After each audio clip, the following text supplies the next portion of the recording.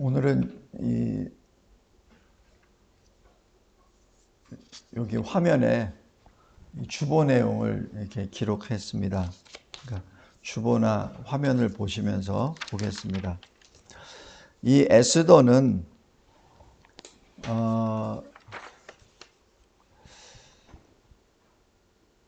대체적으로 이 고레스 원년에 바벨론으로 끌려갔었던 그 유다인들이 고레스 왕 원년에 예루살렘으로 돌아가라는 허락을 받습니다. 그래서 고레스가 거기 돌아가서 성전을 지으라라는 명령을 내리죠. 그래서 그 명령을 받고 내려온 사람들이 한 4만여 명 됩니다. 그것이 에스라에 기록되어 있습니다. 보통 여기 몇 명이 바벨론으로 포로로 끌려갔는지 정확한 수는 알 수 없습니다. 그런데 대략적으로 한 100만에서 200만, 너무 좀 갭이 크죠. 근데 그 정도로 끌려갔다고 추산을 합니다. 근데 그 중에서 돌아온 사람은 한 4만여 명입니다. 그러니까 대체적으로 돌아온 사람이 한 4%에서 2%만 돌아옵니다. 나머지는 그 땅에서 그대로 삽니다. 왜 그러겠습니까? 현지에서 지금 바벨론 포로로 끌려가서 거기서 살지만 하나님의 은혜로 그곳에서 잘 정착해서 잘 살고 있거든요. 근데 만약에 예루살렘으로 돌아오게 되면은 예루살렘은 이미 한 70년 전에 다 황폐화가 되고 거기 살 곳이 없어요. 그래서 들어오게 되면은 먹고 사는 문제, 집의 문제, 모든 것을 다시 시작해야 됩니다. 그러다 보니 이 에스라에 나와 있는 그 4만여 명은 굉장히 특별한 사람들입니다. 그곳에서 다시 시작하겠다는 거거든요. 나머지 90% 이상 되는 사람들은 당시 자기 자리에 있는 그곳에 그대로 남게 됩니다. 그 사람들에 대해서 우리는 쉽게 이렇게 말할 수 있죠. 어떻게 하나님이 주신 그 기회에 돌아가지도 않고 자기가 편한 대로 거기서 살 수 있어 라고 쉽게 얘기할 수는 있을지는 모르지만 바벨론 그 당시 아니면 메데, 바사, 페르시아 제국 그 시대를 통과하면서 거기서 태어난 사람들이 주 대상이에요. 언어도 그쪽 언어에 더 익숙하고 거기에서 생활터전이 다 된 사람들입니다. 그 사람들이 온다? 그거 쉬운 일 아닙니다. 하나님께서는 그 흩어진 사람들을 다시 내가 불러 모으겠다 하시는 말씀을 성경 전체에 계시하십니다. 오늘 에스더는 예루살렘에 귀환하지 않은 한 사람을 지금 초점으로 봅니다. 근데 우리도 이 시대에 보면 유대인들이 잘 살잖아요. 어디 가든지 잘 삽니다. 마치 거기서도 지금 비록 노예로 끌려갔지만 거기서 잘 터전을 잡아서 모르드게는 바사 제국의 신하가 됩니다. 어느 정도 이 일을 했냐는지는 정확한 알 수 없으나 왕으로 설 수 있는데 커다란 일을 했으니까 노예 신분이 왕의 신하가 됐죠. 그리고 에스더는 하나님의 섭리로 왕후가 됩니다. 그러니까 우리로 지금 말하면은 출세 가도를 달린 사람이에요. 여기서 이제 하나님의 역사가 일어납니다. 하나님은 어떤 모습으로든지 하나님의 사람이 자기의 정체성을 나타내게 하십니다. 이게 왕후로 될 때 모르드게가 페르시아 제국의 신하가 됐을 때 유다인이라는 것을 말 안 합니다. 말하지 않습니다. 그 그러니까 사실 신하도 됐고 왕후도 된 것이죠. 만약에 그것을 드러내고 했을 때는 아마 그 자격까지도 아마 박탈됐을 겁니다. 하여튼 그렇게 잘 나가던 사람이 이제는 어느 순간에 나는 유다인입니다.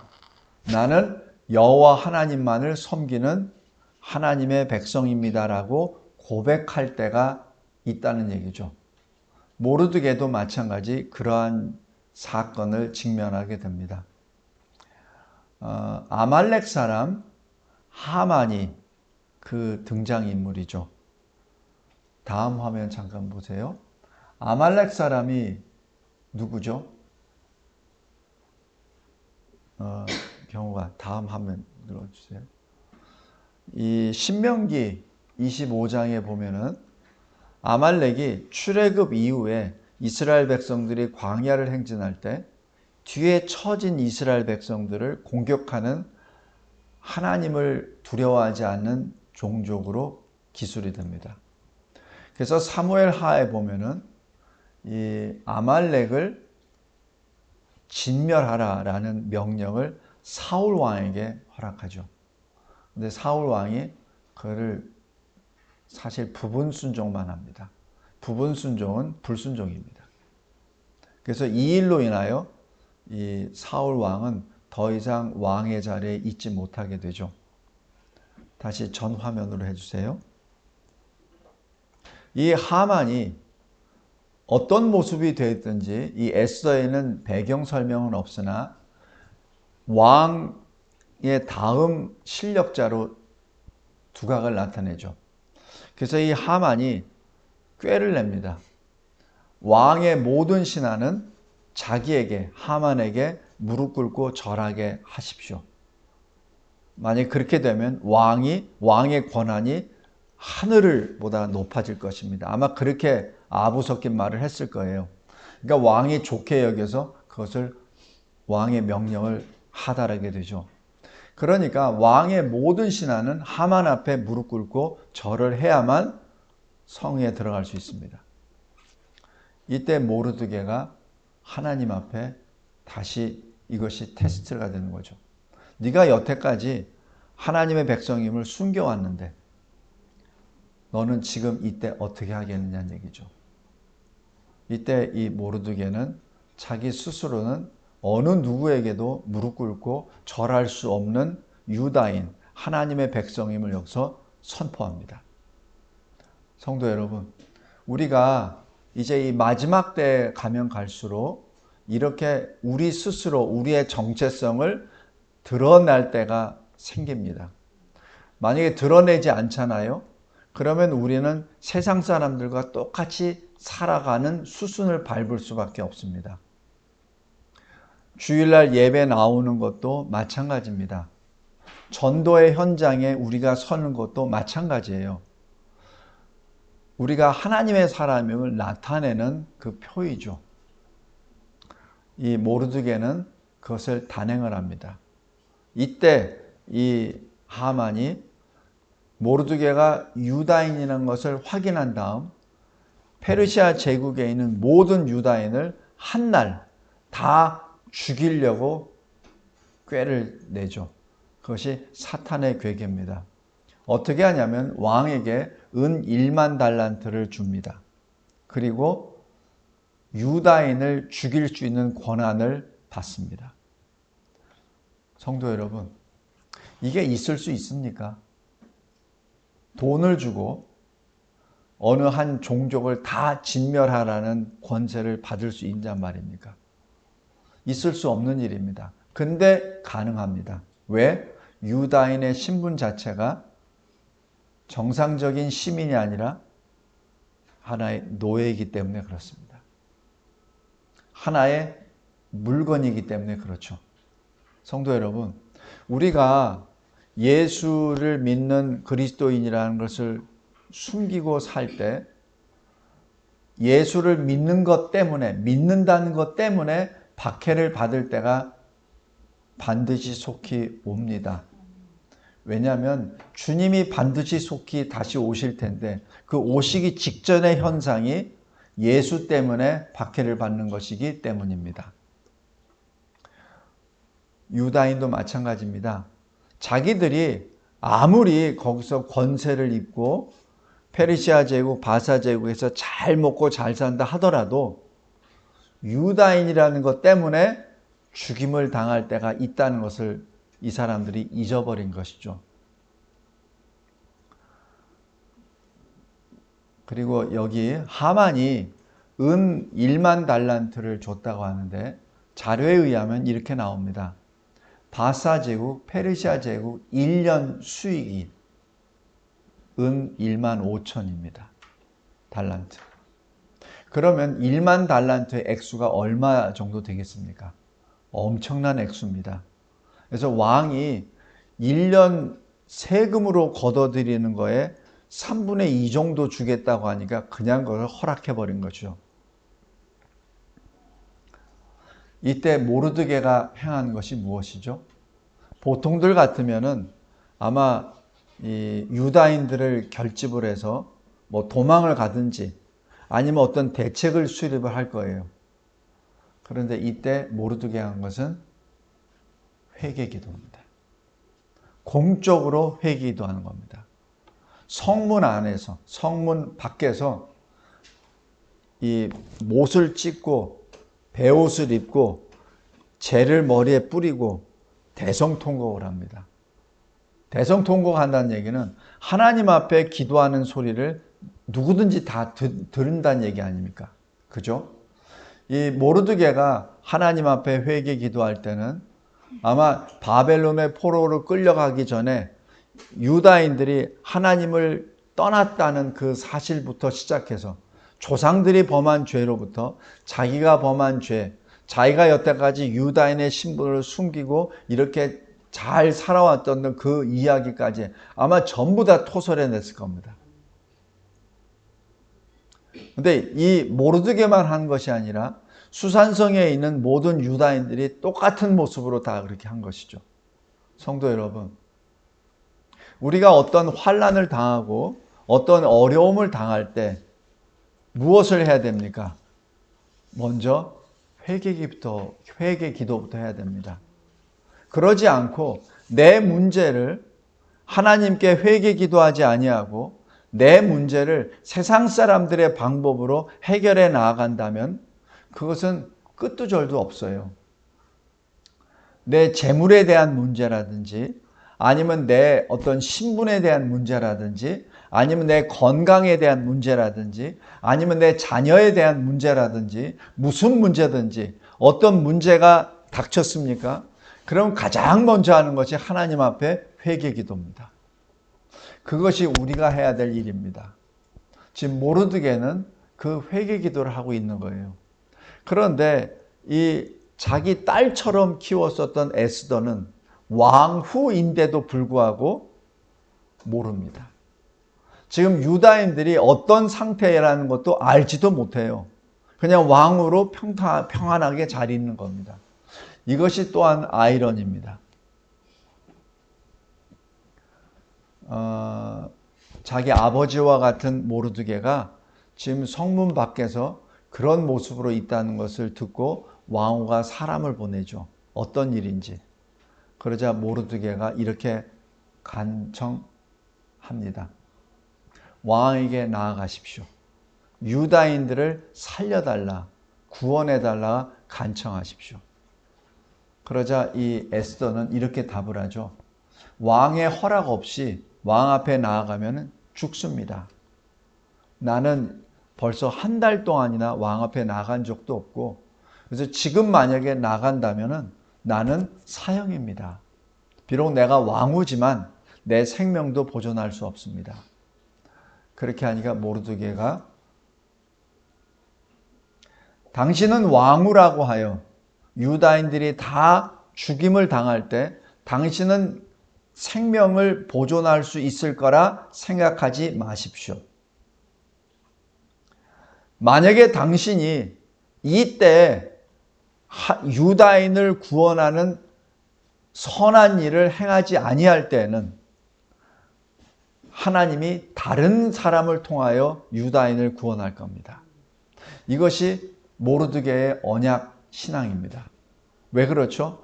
어떻게 이 모르드게는 유다인이 반드시 구원을 받을 것이라는 것을 어떻게 확신하고 있죠? 모르드게는 하나님의 백성에게 주시는 그 언약을 늘 마음에 간직하고 있죠. 아브라함을 통해서 주신 아브라함의 언약이 있고요. 모세를 통한 모세의 언약이 있고요. 그리고 다윗에 통한 다윗의 언약이 있습니다. 그 언약을 통하면 하나님의 백성은 영원하리라라는 그 말씀이었습니다. 그래서 비록 지금 당장은 진멸의 대상이 되었지만 그러나 살아계신 하나님이 계시기에 이 유다인은 반드시 생존하고 번성할 것이라는 확신이 있기 때문에 그런 것이죠. 그래서 그 고백을 하니까 이 에스더도 거기에 다시 아멘으로 받고 이렇게 말합니다. 수산성에 나아가 수산궁에 있는 모든 유다인들에게와 같이 3일 동안 금식기도 하십시오. 나도 내 시녀들과 함께 금식기도 하겠습니다. 지금 그것이 이 에스더의 반응입니다. 성도 여러분, 여기서 우리가 주의해서 볼 것입니다. 에스더도 그렇고 모르드게도 그렇고 각자 개인이 회개기도 해요. 그러나 에스더를 통하여 성령께서 지시하시는 것은 같이 기도하라는 얘기입니다. 굉장히 중요합니다. 각자 기도하는 것 중요합니다. 그러나 하나님이 원하시는 것은 함께 모여서 기도하는 걸 원하십니다. 함께 모여서 같이 기도하라는 얘기죠. 그리고 이 에스더도 자기 시녀와 같이 기도한다고 합니다. 시녀는 누구예요? 아마 유다인이 아닐 수도 있습니다. 왜냐하면 자기 신분을 감추고 왕후가 됐기 때문에. 바사 제국의 어떤 사람일 거예요. 그런데 시녀와 같이 기도한다는 얘기는 뭐예요? 에스더는 시녀를 전도했다는 얘기입니다. 그러니까 같이 기도할 수가 있죠. 전혀 여호와 하나님을 모르는 사람에게 어떻게 기도를 합니까? 미쳤다 그러죠. 오히려 신고를 하겠죠. 성도 여러분, 제가 서두에 모르드게와 에스더는 예루살렘으로 귀환하지 아니하고 그냥 자기 위치에서 잘 정착해서 살고 있다고 말씀드렸죠.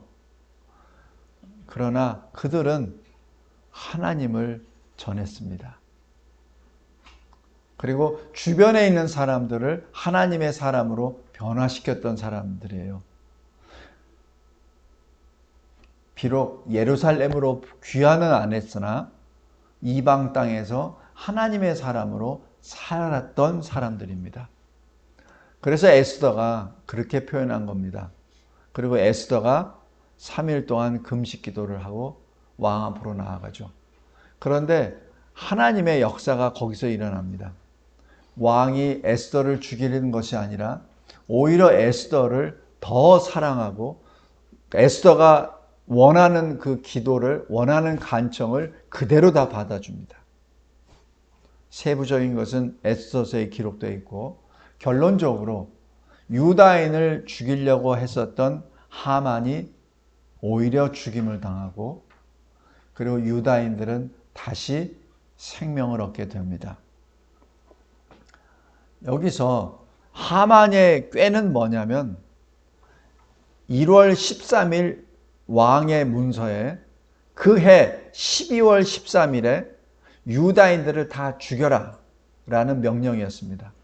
그런데 그 당시 왕의 조서를 다시 수정할 수가 없기에 모르드게와 에스더는 다른 계획을 세우죠. 왕의 조서를 새로운 제2의 조서를 내립니다. 내용은 유다인들은 12월 13일 너희들을 죽이려고 하는 자들을 죽일 수 있다라는 그러한 권세를 주시죠. 그리고 모르드게가 모든 실권을 가지고 있기 때문에 바사 제국에 있는 127개 그 지방 모두가 다 모르드게의 말에 집중하게 되고 또 따르게 되죠. 그래서 12월 13일 페르시아 전 지역 내에서 유다인을 죽이려고 하는 사람들이 유다인에 의하여 진멸을 당합니다. 성도 여러분, 이 날이 바로 불임절입니다. 보통들 우리가 성경에 일어나는 역사를 보면 그거는 수천 년 전에 있었던 이스라엘의 나라에 관한 거야 라고 보통 얘기합니다. 그러나 이 대한민국은 굉장히 이스라엘과 좀 비슷해요. 오늘 그것을 이 한반도에 일어났었던 불임의 사건을 한번 보겠습니다.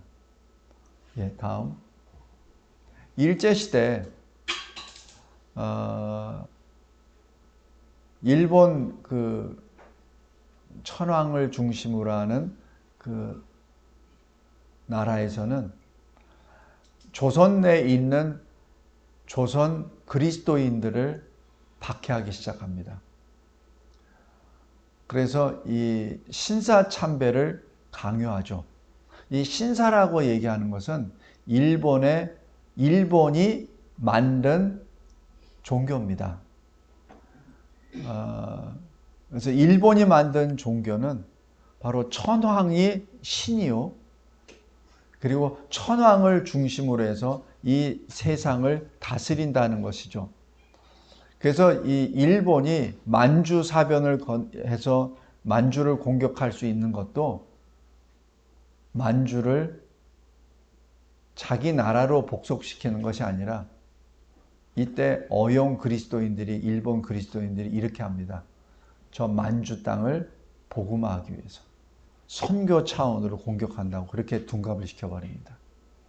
그래서 처음에는 이 기독교를 하나의 이 전쟁의 이 정당성을 주장하기 위한 수단으로 쓰다가 나중에는 이것을 통합을 해버려요.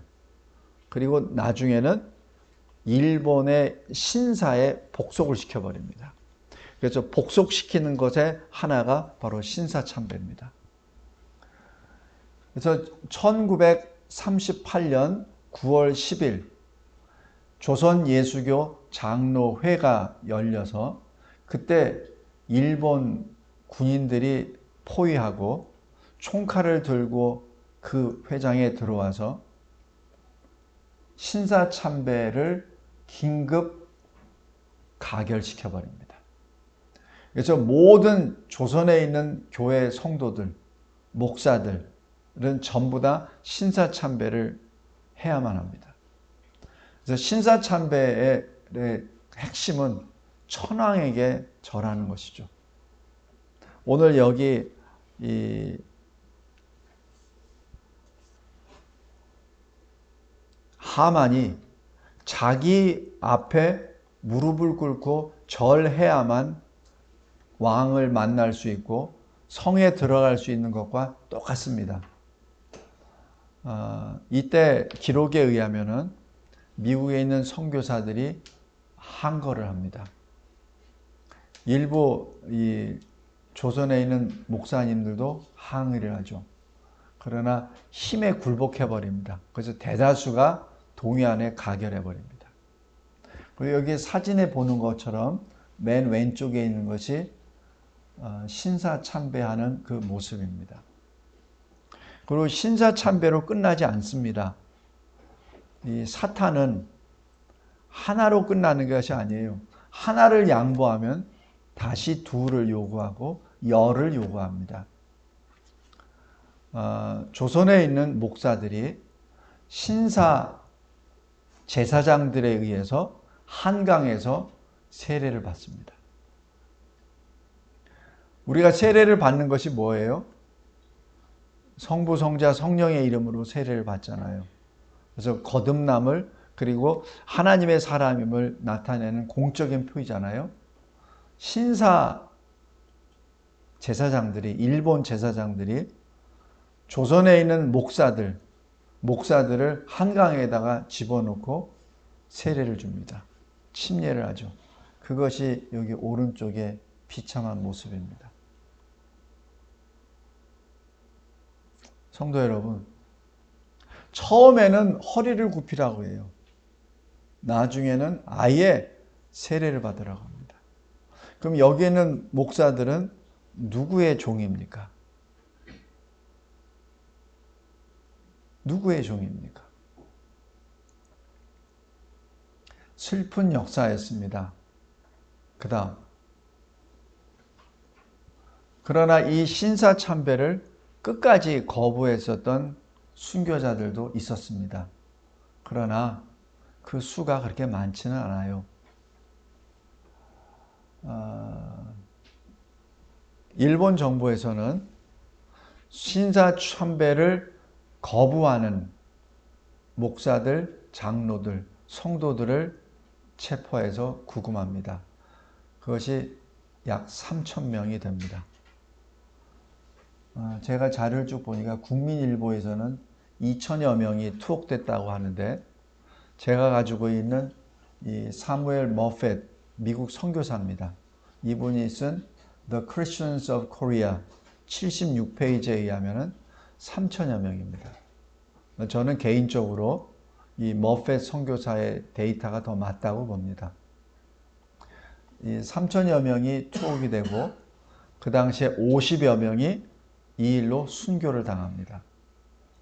그런데 이 일본 정부에서는 1945년 8월 18일 한날에 이 3,000여 명을 한날에 다 처형하기로 결정했습니다. 그러니까 명령이 다 지시가 다 내려간 거예요. 이것을 나중에야 이 머펫 선교사도 알게 되었습니다. 그전에는 몰랐죠. 그런데 1945년 8월 15일 일본이 그렇게 믿고 신으로 섬기던 천황이 미국의 메가더 장군 앞에 무릎을 꿇습니다. 조건 없이 무조건 항복합니다. 성도 여러분, 이것이 우연이 결코 아닙니다. 운이 좋아서 3,000여 명이 산 게 아니에요. 하나님의 역사입니다. 마치 에스더 시대에 불임절을 세웠었던 그 역사가 이 한반도에 그대로 일어났던 것입니다. 성도 여러분, 우리는 늘 이러한 일들을 자꾸 잊어갑니다. 근데 우리가 누구에게 보복하려고 이것을 지금 기억하라는 것이 아니라 하나님이 하나님의 사람들을 지켜주시고 하나님의 구원의 역사가 끊임없이 이루어진다는 것을 잊지 말란 얘기입니다. 누구에게 원수를 갚기 위해서 기억하라는 얘기가 아니라 하나님을 기억하라고, 하나님이 행하시는 역사를 기억하라고 지금 말씀드리는 겁니다. 그 다음 화면. 살아계신 하나님은 늘 우리와 함께 하십니다. 먼 데 계신 분이 아니에요. 가까운 데 계세요. 아까 시편 130편에서 여호와여 내가 깊은 곳에 있나이다.